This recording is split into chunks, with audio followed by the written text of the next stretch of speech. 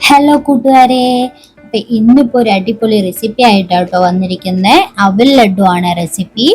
അപ്പൊ അതെങ്ങനെ ഉണ്ടാക്കുന്നതെന്ന് വെച്ചാൽ, ആദ്യം രണ്ട് വെള്ളം ഞാൻ പാവ് കാച്ചാൻ വെച്ചിട്ടുണ്ട്. അതിനുശേഷം ഇന്നൊരു പാനിലേക്ക് ഒരു 2 ടേബിൾ സ്പൂൺ നെയ്യ് ചേർത്തിട്ട് അതിലേക്ക് ആവശ്യത്തിന് അവിൽ നമുക്ക് ആഡ് ചെയ്ത് കൊടുക്കാം.